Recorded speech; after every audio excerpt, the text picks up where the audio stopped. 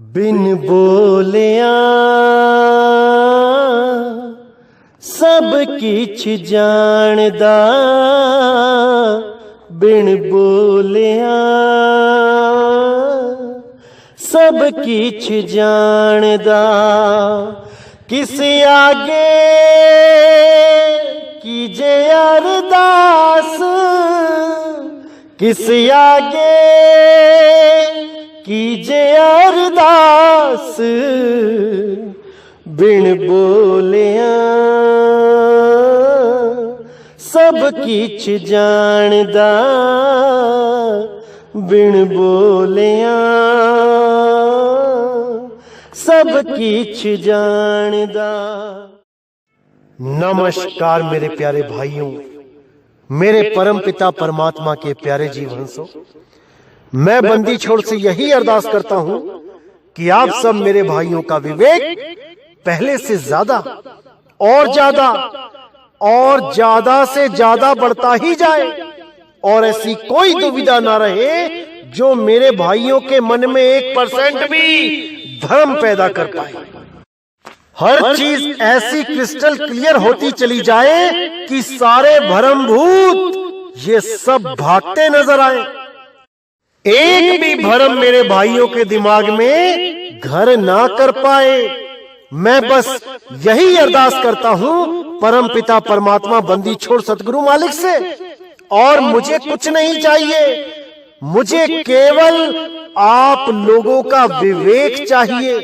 इतना विवेक बढ़े, इतना बढ़े कि कोई भी काल का दूत आपको भ्रमित ना कर पाए, ताकि आपका ये अनमोल जीवन बर्बाद ना हो जाए। मैं बस यही अरदास करता हूं मालिक से कि आपका जन्म इसी जन्म में सफल हो जाए, और इस दास को कुछ नहीं चाहिए। तो मेरे भाइयों, जो भी मैं आपको बताता हूं, एक एक शब्द पे विचार करना है, एक एक शब्द पे, क्योंकि इन्हीं शब्दों में वो गहरे रहस्य छुपे हैं जिनको जानने से आपको सत्य मार्ग का अनुभव होने लगेगा, सत्य मार्ग की तरफ जागृति होने लगेगी। और जितना भी ये पाखंड फैला है इस संसार में, उन सब से आप न्यारे हो जाओगे। इसीलिए साहिब ने बोला है, करूं जगत से न्यारा। जब सत्य का बोध हो जाता है, सत्य का ज्ञान होने लगता है, तब आप स्वयं ही इस जगत से न्यारे होने लग जाते हो। यही उस सत्य की महिमा है, यही उस सत्य की पहचान है।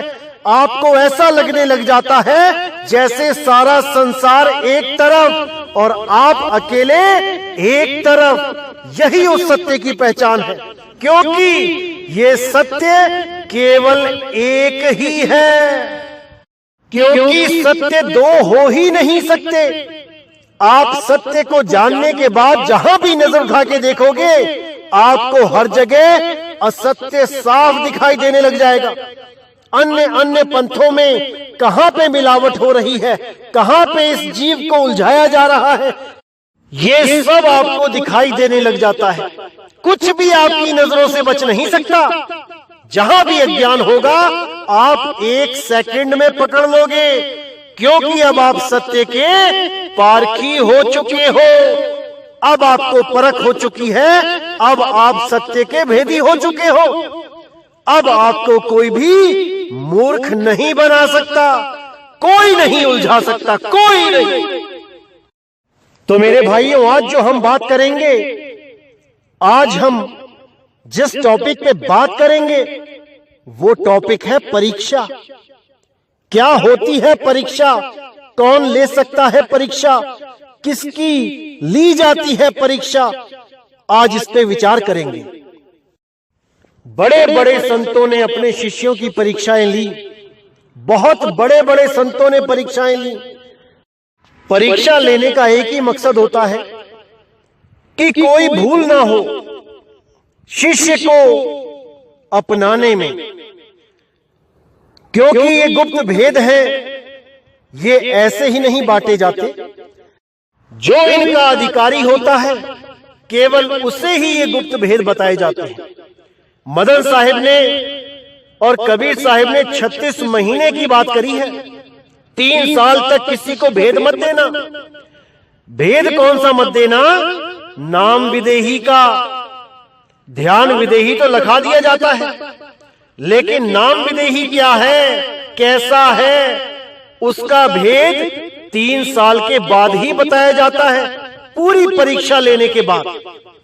इसीलिए बहुत से संतों ने ऐसे ऐसे शिष्यों को भी नाम दिया है जिन्होंने उन्हीं के पंथ को डुबो दिया, लेकिन वो भेद नहीं जान पाए। पंथों में मिलावट तो कर दी, लेकिन भेद नहीं जान पाए। इसीलिए केवल उसी शिष्य को उस परम भेद को बताया जाता है जो सच में परमपिता परमात्मा का प्यासा है और सारी चतुराई छोड़ के सतगुरु की शरण में आया हो। केवल उसी को ये भेद लिखाया जाता है, अन्यथा किसी को नहीं। और ये परीक्षा कम से कम 3 साल की तो होती ही है। कोई भी गलतफहमी में ना रहे कि वो भेद लिखा दिया गया है आप लोगों को। अभी आप लोगों को ध्यान विदेही दिया गया है, उसके बाद जो आपके अनुभव होंगे उसके आधार पे अगला भेद लिखाया जाता है। बहुत से लोग कोशिश करते हैं कि हमें पहले ही वो भेद लिखा दिया जाए, हमें पता लग जाए वो कैसी धुन होती है। अरे भाई, बताने के बाद भी नहीं समझ पाओगे, क्योंकि वो धुन बताई ही नहीं जा सकती। वो अनुभव का विषय है। जब उसको अनुभव करोगे तो खुद ही वो चीज बोलोगे जो मैं सुनना चाहता हूं आपके मुंह से।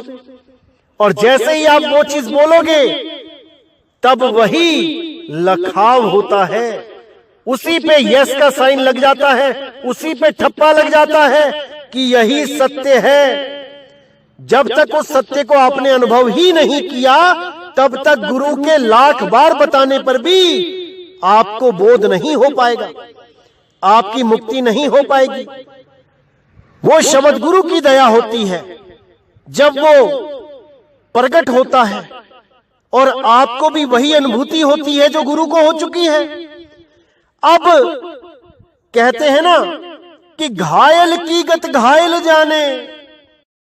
जिसको कभी पथरी का दर्द हुआ ही ना हो वो भला उसकी गति क्या जाने। जिसको 24 घंटे पथरी का दर्द हो रहा है वो कल्पना भी नहीं कर सकता कि वो दर्द कैसा है, क्योंकि पथरी का दर्द बाकी दर्दों से बहुत ज्यादा भिन्न होता है। पेट दर्द से, सर दर्द से बहुत ज्यादा भिन्न होता है। वो इतना तीखा दर्द होता है कि उसको झेलना आम आदमी के बस की बात नहीं रहती। उसको नशे के कैप्सूल खिलाने पड़ जाते हैं, ऐसा भयानक दर्द होता है।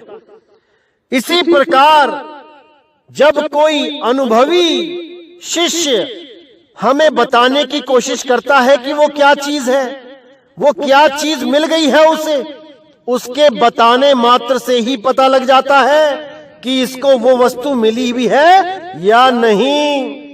बहुत से फोन आते हैं, बहुत से, कि मुझे ये धुन सुनाई दे रही है, मुझे वो धुन सुनाई दे रही है, लेकिन केवल 7-8 लोगों के अलावा और कोई भी नहीं उस चीज को प्राप्त कर पाया है अभी तक।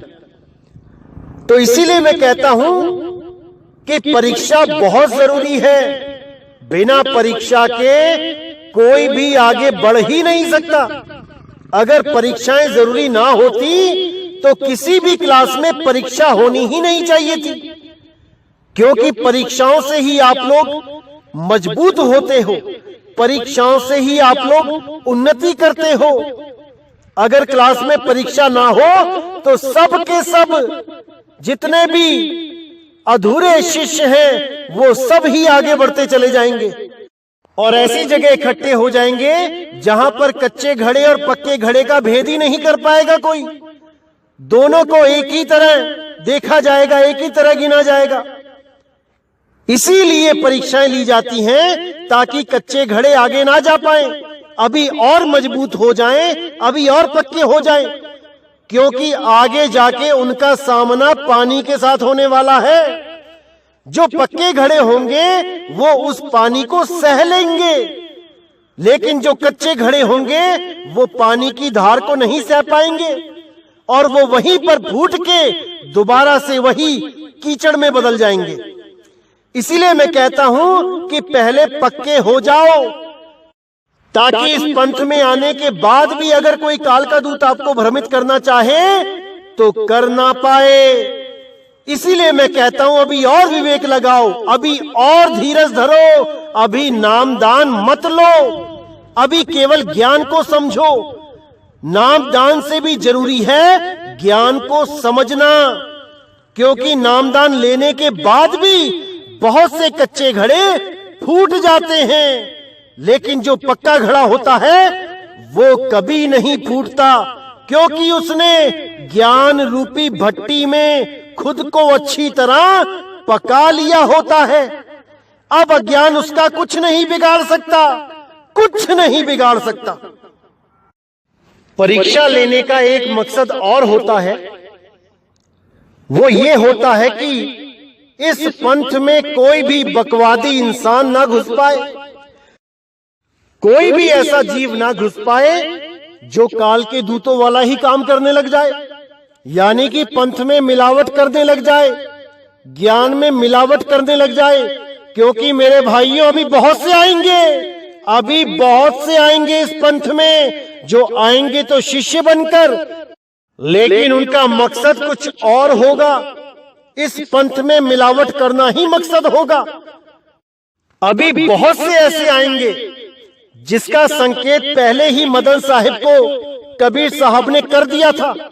उनके ग्रंथों में हर चीज पहले से दर्ज है। मैं समय आने पर उसको पूरी तरह खोल के समझाऊंगा कि कबीर साहब ने मदन साहिब को क्या क्या संकेत दिए थे कि कैसे ये काल के दूत इस पंथ में घुसेंगे और इस पंथ को भी काल का ही पंथ बनाने की पूरी कोशिश करेंगे। लेकिन ऐसा हो नहीं पाएगा, क्योंकि सत्य का उजागर होगा और ऐसा उजागर होगा कि कोई भी काल का दूत इस ज्ञान के आगे टिक नहीं पाएगा।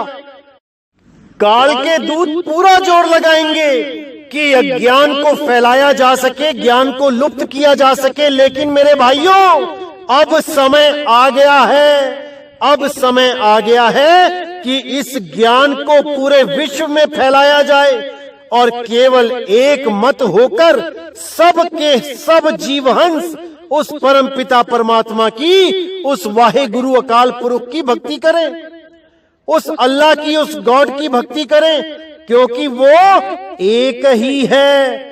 केवल 52 अक्षरों की वजह से हमने उसको अलग अलग नाम दे दिए हैं और इन्हीं नामों में उलझ के बार बार जन्मते मरते रहते हैं, क्योंकि हम नाम के पीछे पागल हो जाते हैं, जबकि हमें वस्तु की खोज करनी चाहिए।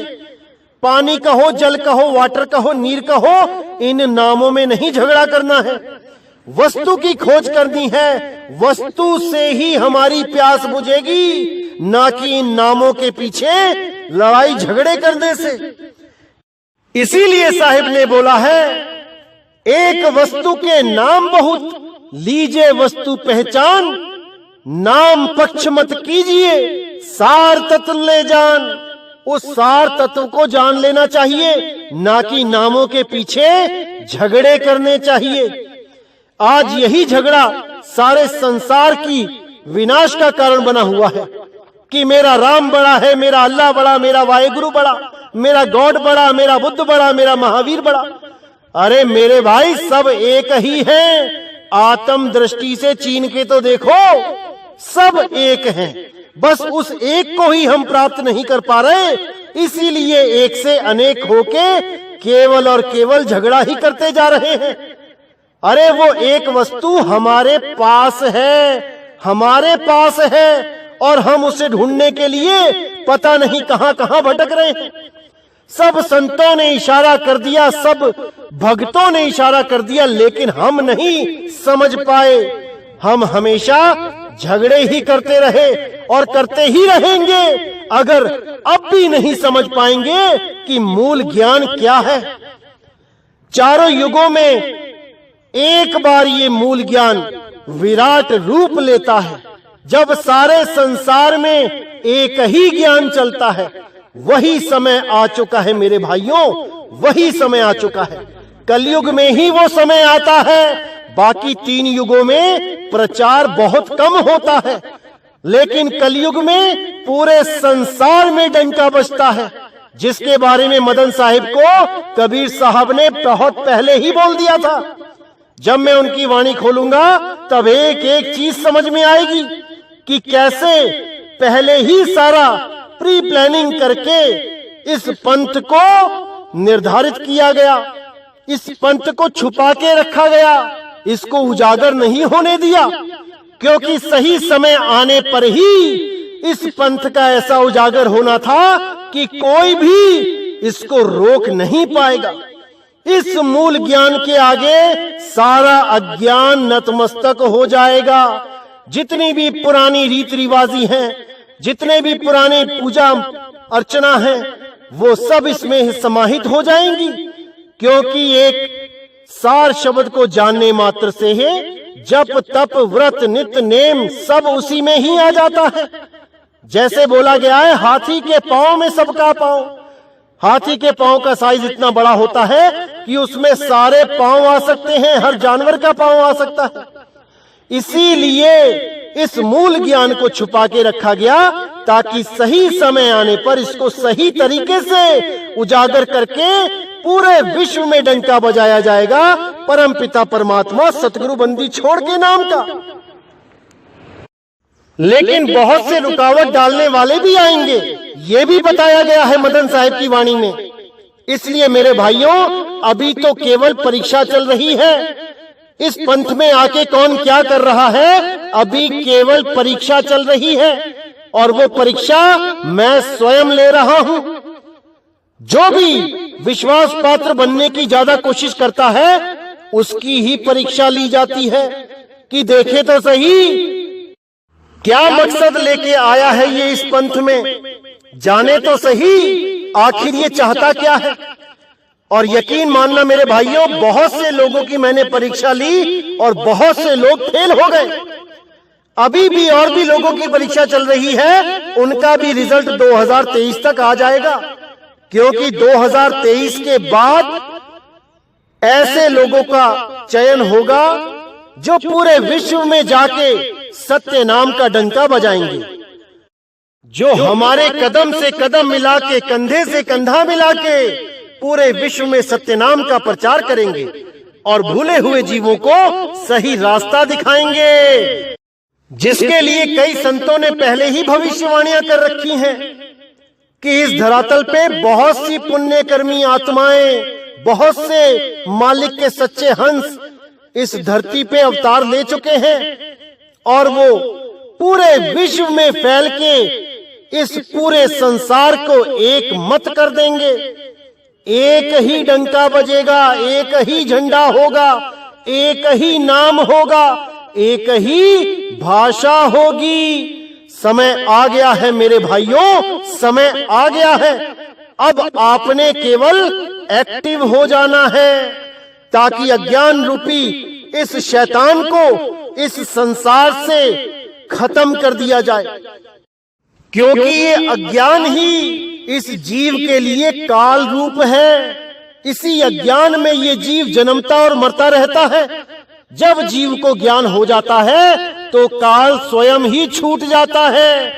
इसीलिए बोला गया है कि कल्पनाओं से परे सत्य है, और सत्य जान लेने पर कल्पनाओं का नाश हो जाता है।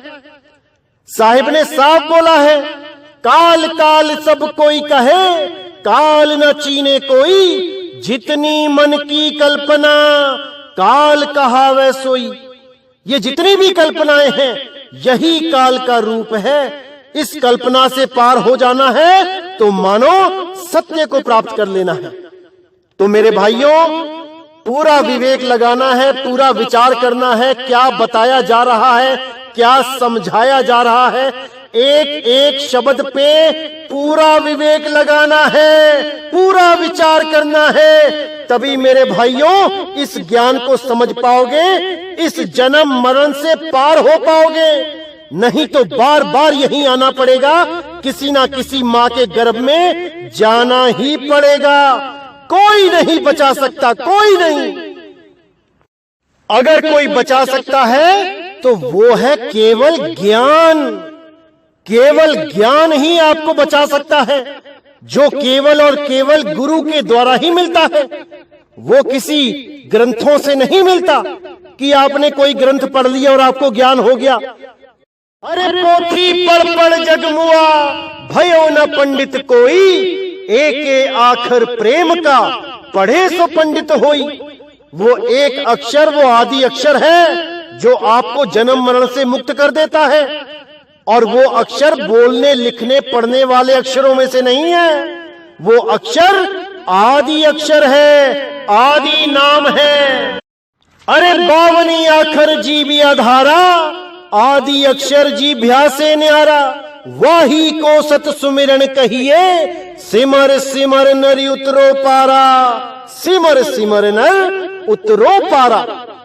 केवल वही इस जन्म मरण से बच पाएगा जो उस आदि अक्षर को जान लेगा, सुरत के माध्यम से, ना कि इन कानों के माध्यम से।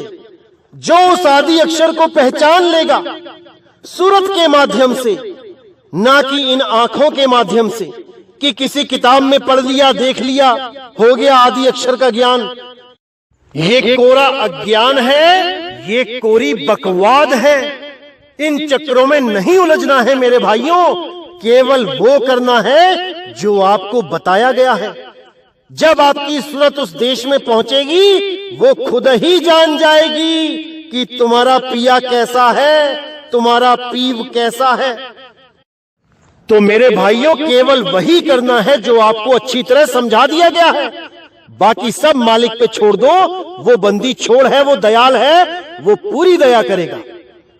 और आपको एक और बात बताना चाहूंगा कि जब मैं परीक्षा लेता हूं किसी की, तो मुझे ग्राउंड लेवल पे आना पड़ता है, यानी कि अपने लेवल को बहुत निचले स्तर का दिखाना पड़ता है। ऐसी बातें भी करनी पड़ती हैं जिनको अगर आप सुनोगे तो आपको लगेगा ये कैसी बातें कर रहा है। लेकिन वहां पर मेरे भाइयों, मैं केवल परीक्षा ले रहा होता हूं सामने वाले की, कि वो कितना अटल है, वो क्या लक्ष्य लेके आया है इस पंथ में। ये सारा मुझे देखना ही पड़ता है, क्योंकि आपको पता ही है कि 10 सालों से मैं अकेला ही प्रचार कर रहा हूं और इस मुहिम को आगे बढ़ा रहा हूं। इसलिए मुझे पूरा ध्यान देना पड़ता है, पूरी परख करनी पड़ती है कि कौन कितने पानी में है, कौन इस पंथ में आके जीवों के लिए मददगार होगा या कौन इस पंथ में आके जीवों के लिए हानिकारक होगा। मुझे हर चीज देखनी पड़ती है। इसलिए कोई भी रिकॉर्डिंग अगर आपके पास आती है वायरल होके, तो उस पे ध्यान मत देना, बल्कि इस बात को अच्छी तरह समझ जाना कि जिसके साथ ये वायरल हुई है रिकॉर्डिंग, जिस आदमी के साथ, उसकी ही परीक्षा चल रही है। और वो ये सोच के वायरल कर रहा है कि नितिन दास का लूज पॉइंट उसके हाथ में लग गया। ऐसे ही लोगों को 2023 तक इस पंथ से बाहर का रास्ता दिखाया जाएगा मेरे भाइयों, क्योंकि इस पंथ में वही टिकेगा जो परमात्मा का सच्चा आशिक होगा, जो परमात्मा का सच्चा प्रेमी होगा, जो परमात्मा का सच्चा भगत होगा। इन चालाक जीवों के लिए, इन काल के दूतों के लिए इस पंथ में कोई जगह नहीं होगी। 2023 तक छटनी अच्छी तरह कर दी जाएगी। आधे तो निकल ही चुके हैं और जो है वो निकाल दिए जाएंगे, क्योंकि ये पंथ केवल और केवल भक्ति मार्ग के लिए बना है, ना कि पॉलिटिक्स के लिए या लोगों को भ्रमित करने के लिए या कोई अलग से नया गुरुडम चलाने के लिए कि आज ही नाम लिया और कहने लग गए कि मेरा सार शब्द आज ही प्रकट हो गया, आज ही मुझे आवाजें सुनाई देने लग गई, आज ही मुझे परमात्मा मिल गया।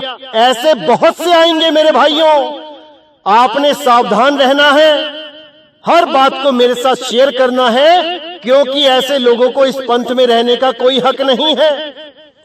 जो भी जीवों को भ्रमित करता है वो परमात्मा का दोषी है, वो परमात्मा के पंथ में रहने लायक नहीं है। जैसे धर्मदास जी को सीधे बोल दिया गया था कि तुम्हारा ही लड़का नारायण दास इस पंथ में रहने के लायक नहीं है, उसे यहां से निकाल दो। और धर्मदास जी ने अपने ही सगे लड़के को अपने घर से निकाल दिया था। अगर ना निकालते तो वही आगे चल के बहुत बड़ा रोड़ा बन जाता। इसी प्रकार अभी छटनी हो रही है मेरे भाइयों, अभी जल्दबाजी नहीं करनी है। कोई भी ऑडियो वायरल होती है उसको होने दो, उस पर ज्यादा ध्यान मत दो, क्योंकि अभी बहुत से लोगों की परीक्षाएं बाकी हैं। अभी बहुत सी परीक्षाएं होंगी, अभी बहुत सी परीक्षाएं होंगी। इसलिए केवल अपनी भक्ति पे ध्यान दो, सत्य असत्य पे ध्यान दो। नितिन दास किसके साथ क्या बात कर रहा है इस पे विचार मत करो, क्योंकि मेरी ड्यूटी परमात्मा ने जो लगाई है वो मुझे निभानी ही पड़ेगी, इन जीवों के लिए, इन हंसों के लिए, ताकि कल को कोई ऐसा काल का दूत इस पंथ में प्रवेश ना कर जाए जो आगे बहुत बड़ा रोड़ा साबित हो। इसलिए मेरे भाइयों केवल भक्ति करो, सत्य असत्य का निर्णय करो। नितिन दास किसके साथ कैसी बात कर रहा है, क्या बात कर रहा है, किसके बारे में कैसी बात कर रहा है, इस पे विचार करना आपका काम नहीं है। आपका काम है केवल सत्य असत्य का निर्णय करके उस परम पिता परमात्मा के सच्चे नाम को ध्याना। आपका केवल यही कार्य है। तो मेरे भाइयों, इसी के साथ आज मैं वाणी को विराम देता हूं और मैं फिर बोलूंगा कि किसी भी वायरल ऑडियो पे ध्यान मत दो। अभी बहुत से लोगों की परीक्षाएं चल रही हैं और बहुत से लोगों का रिजल्ट आना बाकी है। जब रिजल्ट आ जाएगा तो आपको स्वयं पता लग जाएगा कि कौन इस पंथ में है और कौन इस पंथ से जा चुका है। समय आने दो मेरे भाइयों, सब कुछ सामने आ जाएगा, सब कुछ। इसलिए आप केवल भजन करो, भक्ति करो, जिस काम के लिए आप इस पंथ में आए हैं केवल वही कार्य करो, बाकी सब मुझ पे छोड़ दो। उसकी टेंशन आप मत लो कि क्या होगा, कैसे होगा, क्या करना है, किससे क्या कहना है, वो मैं खुद देखूंगा। आप केवल अपना कार्य संपूर्ण करो, जिस कार्य को करने के लिए आप इस पंथ में आए हो। बाकी सब बातें छोड़ दो। तो इसी के साथ मुझे विदा करें और अगला सत्संग बहुत जल्दी आएगा। बोलिए सतगुरु बंदी छोड़ सतगुरु सत्य कबीर साहिब की सदा ही जय हो, सदा ही जय हो मेरे मालिक की साहिब बंदगी सतनाम।